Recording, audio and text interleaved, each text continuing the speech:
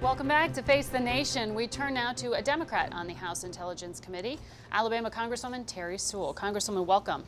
Thanks so much, Margaret. Now, the accusation is that Democrats were chomping at the bit to impeach, but you say you were actually very reluctant to move ahead with this. Well, you know, look, it's not because I didn't think that there were really unpresidential behavior by this president from moment one, but because I was worried that it would get us sidetracked from other more important items for the American people. But I do believe that we've crossed a Rubicon here. I do believe that this whistleblower allegation is so serious, it gets to the very heart of our nation's democracy, the integrity of our elections. And if any district understands that, it's my district, Alabama's 7th Congressional District, which was the Civil Rights District, where people died, fought, bled for the right to vote. And the integrity of our elections are at question. When the President of the United States asks a foreign leader for a favor and then withholds millions of dollars of foreign aid in order to solicit interference in our election, I don't think it gets more important than that. As you've heard, Republicans dispute this idea that there was a quid pro quo and dismiss this whistleblower as just relaying hearsay. You don't need a quid pro quo. The reality is that the complaint speaks for itself, and it corroborates the partial readout that we received earlier in the week. So I think that, you know, none of us come to Congress to try to impeach the president.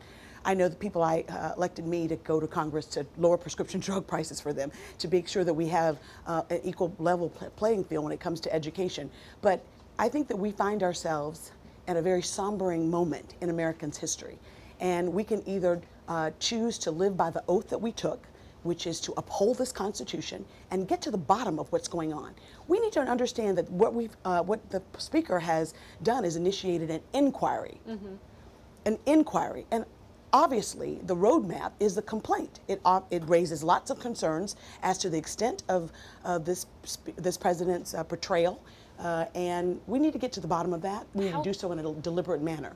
Deliberate manner. How quickly is this actually going to move from inquiry to articles of impeachment? Well, I can tell you that we in the Intel Committee are working diligently through this Rosh Hashanah break, and we don't know exactly when it will come, but we do know that we're working in a deliberate, thoughtful manner.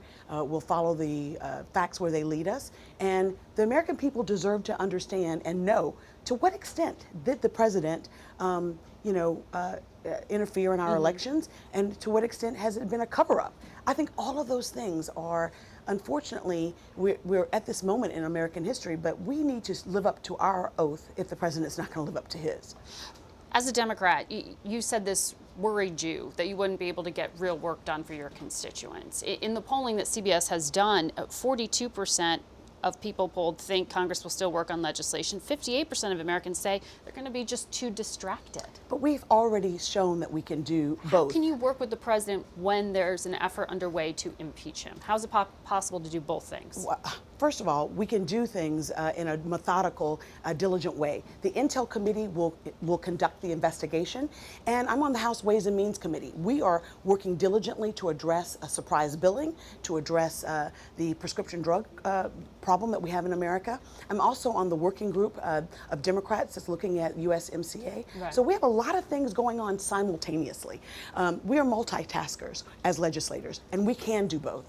Congresswoman, thank you very much. Thank you. And we'll be tracking how the committee investigation continues.